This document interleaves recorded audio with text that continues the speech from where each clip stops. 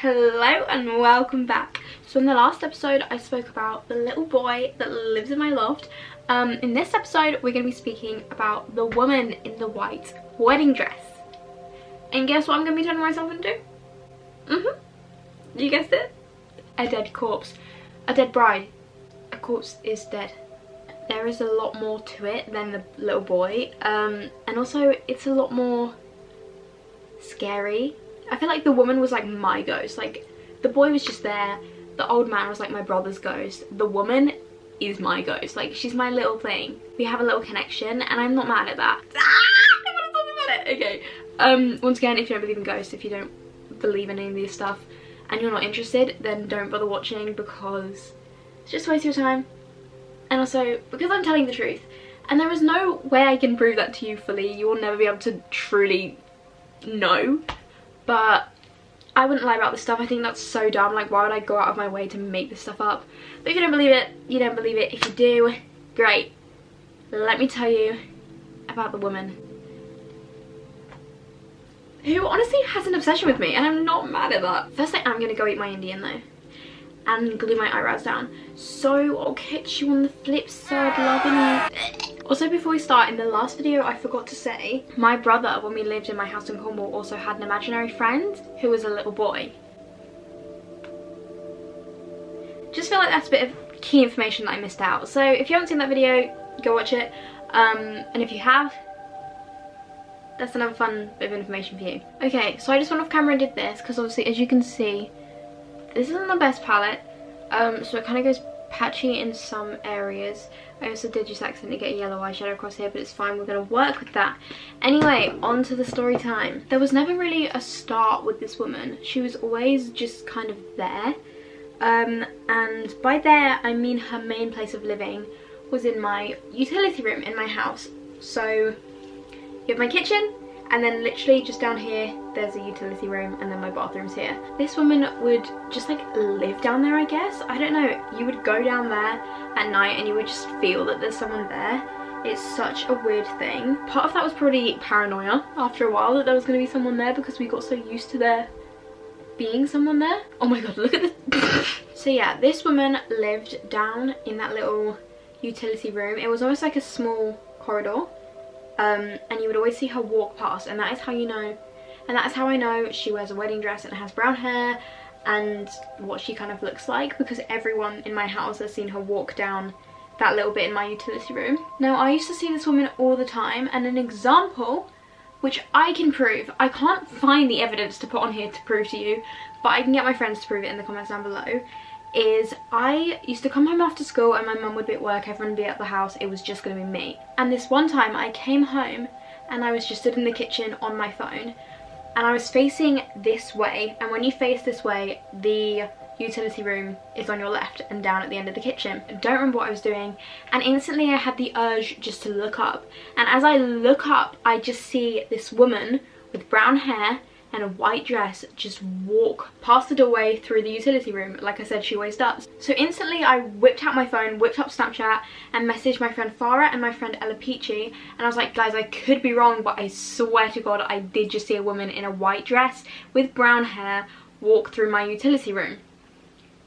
That was all that was said. My house was haunted, everyone knew it, that's why I was talking to my friends about it, and that's why I wasn't so creeped out to the point where I had to run out the house, because like I knew there were ghosts in my house at this point. Now at this time when this happened, my phone was actually broken, so I was using one of my mum's old phones to have social media, listen to music, text people, all that jazz, and it wouldn't connect to any of her iCloud stuff or anything, apart from when my sister texted her. I don't know why it happened, it might have been because it was through my sister's email or something. But the next morning after this happened, I woke up because my replacement phone was just pinging like absolute crazy. That night that I had seen the woman walk past was a Friday, and because I got home early and no one was there, later that night my sister came home and her friend was staying over for a sleepover. Now this morning when I woke up because the phone was pinging was because my sister was staying in my brother's room, which is back here. My sister was spamming my mum with texts saying, "Mum, come help us, me and Tally just saw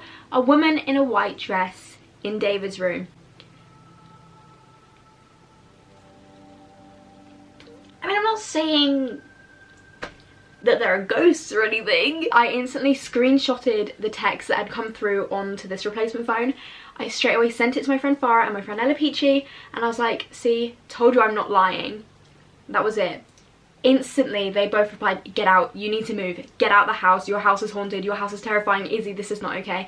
If I can find the text and everything, I'll put them on screen. If not, Farah, Ella, either of you are watching, please exaggerate my point down below, because waking up to those texts was disgusting. Like the chills, no big deal. We do just have a middle-aged woman living in my utility room downstairs, and apparently she did like to travel around a bit. So one thing I said in my last video was that people would come to my house not believing in ghosts and leave believing in ghosts. That's how haunted my house was. With this woman, I can give you an example of when that happened. One time I decided to have a bunch of friends around. This was about 2 years ago.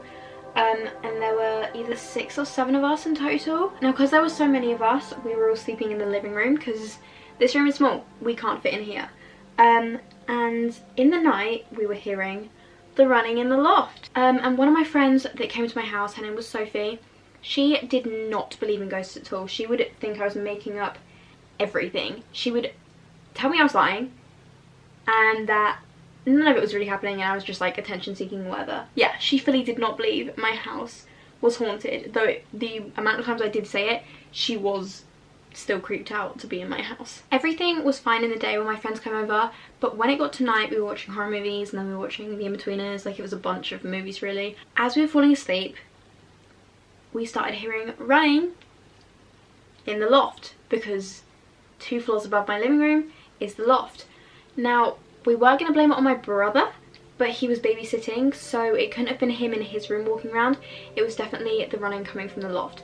So I paused the TV. I was like, listen y'all, I'm not lying, listen. And they were all listening and could hear the footsteps running around. Once again, if you're watching this and you were there, please prove my point down below, because I am not making this up. So obviously my friends were over and we were having a sleepover, so we were staying up really late, and because there were so many of us, none of us were really sticking together. We would stay in like pairs. No one really wanted to do the same thing because there were so many of us. And the next morning, my friend Sophie told me that as well as the footsteps that we all heard, she was falling asleep at night and something happened, but I'm going to come back to that, so remember that, because I'm going to come back to that, because otherwise it ruins my story for later. But also, she said that she had gone into the kitchen late at night to grab a cup of water with my friend Farah. I think it was my friend Farah, it might have been someone else. And in my kitchen we have my island, which is like in the centre, and above that are 2 lights with metal things around it, and you can kind of see reflections in that. Said that in the reflection of one of those things, she saw a woman in a white dress with brown hair. I had never told Sophie the story of the woman in the white dress because of the fact that she didn't believe anything I said. So there was no possible way that she could have made that up. It was like my sister. I'd never spoken to my sister about it and she saw that. Sophie then left my house fully believing in ghosts, because 3 things had happened to her: the footsteps, the reflection, and also something else I'm going to come back to. And she did not believe in ghosts and didn't believe a thing I said before this whole shebang happened. That's an example of how I proved to one of my friends that my house was haunted and that I wasn't lying to her like she always thought I was. So I mean, it was good in the sense that it proved that I wasn't a liar, but it wasn't good in the sense that it was terrifying for everyone involved. Now I'm going to tell you the story of why this woman is obsessed with me and why I keep saying she's obsessed with me, and it is all to do with everything that has happened in this room. Summer of 2017 or 2018, it was the summer. This was when this was really bad. My haunting was really bad. All the negativity in my house was really bad. I was getting sleep paralysis. Everything was just messed up. It was horrible. But every night before I went to sleep in this bed, I would always sense a presence, which is hard to explain unless you've sensed a presence before. I would get this feeling that someone was there in my room with me, and I would instantly brush it off like I would do with any other thing that was haunted and happened in this house, because there was no other way to deal with it really. And I would shut my eyes and just try and go to sleep, but I couldn't help feeling the fact that someone was literally there. And as I was falling asleep, or trying to at least, I'd be lying down on my pillow, kind of almost frozen, because every night like I said, I was falling into sleep paralysis, which was really horrible. So it was really hard for me to get to sleep anyway, let alone feeling a presence there already was not fun. And as I was falling asleep, you know when you put your head down on your pillow and it sinks? I would feel another sinking on my pillow, like as if someone had just sat on my pillow, but no one was there, but it just, the pillow would sink as if someone had been. You know when a pillow sinks and you hear, like you hear it sink? I would also hear that, so I would feel it, I would hear it, but no one would be there, which made no sense, because how did that just happen? There were no cats in my room, no pets or anything, because I don't allow the pets in my room because they wake me up in the middle of the night when they're trying to get out. And I would just sit there for a few minutes trying to go to sleep still with something right next to my head. But a few minutes would go by, and instead of someone just popping out the closet, I would feel, this is where it sounds really fake, I would feel someone stroking my hair, which gives me chills to this day. Like the idea of falling asleep and just feeling, I can't with that, I can't. It was really terrifying, oddly comforting after a while, but really, really terrifying. But when I felt it, it wouldn't feel like a human hand, it wouldn't feel like an actual person, it would feel like pins and needles around someone's hand. Like the hand wasn't there, but the shape of the hand was, and it was pins and needles. I really don't know how to explain this. It would feel like TV static in a hand form. Do you know what I mean? And while this was happening, I would be frozen because I'd be absolutely fucking terrified, but I would also be trying to figure out if it's my mind playing tricks on me. But also the fact my hair was coming off my head and then falling back on my head could not be my mind. Like my mind is not that powerful. Now this would happen pretty much every night, like a good 6 times a week. So it was always terrifying, and knowing this was coming as well was also very terrifying. Occasionally I would try and just flip around when someone was like stroking my hair, and instantly it would stop and obviously no one was there, but then it would come back like 5 minutes later. And that would happen every single night. I would talk to my mum about it and she would suggest that it was a guardian angel instead of a ghost, but considering that I would always see her in the utility room, I really highly doubt it. But also, who knows, because she never did anything bad, this woman. Never once did she do anything like the little boy and like properly scare me, or like the old man and properly scare me. She was just kind of chill. She was really just like vibing, doing her thing, living in this household. Was she paying rent though? I mean, I don't pay rent, so I can't really complain. And that was pretty much it with the woman. That was all she would do at night in this room to creep me out. But like I said, it just still was scary. And like I said with the story about my friend Sophie, that was another thing I missed out that made her believe in ghosts, and this is what it was. So because there were so many of my friends staying over, there obviously wasn't enough room for everyone to sleep in the same place. So we had 2 people on each sofa and then 4 of us on the floor.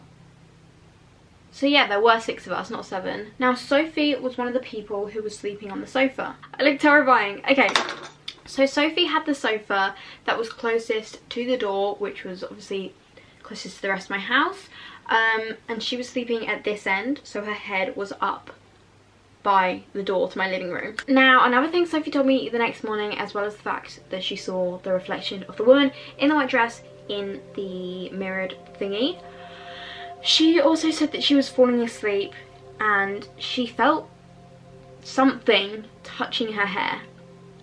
Like I said, I hadn't told Sophie any of this stuff because she didn't believe the stuff I would say in the beginning when I would tell her about like the whispering in my ear of the boy. If you haven't watched that video, go check it out. She didn't believe any of that stuff, so I stopped bothering telling her, because what's the point in telling someone who's not going to believe a word you're saying anyway. So the fact that Sophie was also feeling someone stroking her head, this all proved to me that it just wasn't my imagination. Like I kept trying to blame it on, because what else have I got? And the fact that like there was a ghost, we already knew that, but like there was one, do you know what I mean? So yeah, Sophie hasn't been back to my house since that happened, if you didn't already guess. But I do have one final story to tell you. I did my eyes. Okay, on to my final story. Everything that I've told you so far has either been stuff that's happened to me or stuff that's happened to my friends. So the final thing I've got to tell you, and the most terrifying, is something that actually happened in that room just behind me to my brother. My brother, when he lived here, he goes to uni now, so he doesn't live here anymore, would sleep in that room over there, and he would always sleep with the cats in his room because he didn't mind having the pets in his room. I freaking did, I hate it. So my brother one night was in bed falling asleep and he was stroking one of the cats, and because it was night time, he was sleeping with his lights off. All the lights in the house were off, so the house was completely pitch black. It was completely pitch black in his room, so he couldn't see anything. Also, my brother wears glasses or contact lenses, so he wouldn't be able to see anything anyway. This one particular night when my brother was going to sleep, like I said, it was pitch black. He had no contacts in or anything, obviously because he was sleeping. He was just curled up in bed, ready to fall asleep, and stroking one of the cats, or so he thought. So you know when you fall asleep, you have that state where you, like, just before you fall asleep, you're like awake, and then you have like a moment where you just drift into your sleep. My brother was in that moment of drifting when, as he was stroking this cat, he all of a sudden realised that they weren't cat hairs. Cat hairs are obviously short and thin, and there's lots of them, and it was really thick. My brother kind of realised in that moment, and that's what hit him and like woke him up a little bit, that these hairs were not short and thin. He decided to keep stroking this thing for a while to almost make him realise that it was a cat and that his mind was just playing tricks on him. It's a common occurrence in this house. But as he stroked this cat more and more, he realised that the hairs were actually longer and were falling in a way that cat hairs don't fall. And he realised they were human hair. And he realised that it was human hair. As soon as my brother realised that it was a literal human head next to him, he flipped over as fast as he could, turned on his bedside lamp and put on his glasses, and nothing was there. Nothing. Not even a cat. I mean, if a cat was there, it could be explained, but the fact that there was not even a cat, I'm gonna leave that one up to you to figure out, because I couldn't tell you for the life of me. That makes no sense to me. I remember him telling me about this the next morning, and it's weird because like stuff like that would obviously seem unbelievable, like you wouldn't believe it, but because this was such a regular occurrence in my house, well, you had no choice.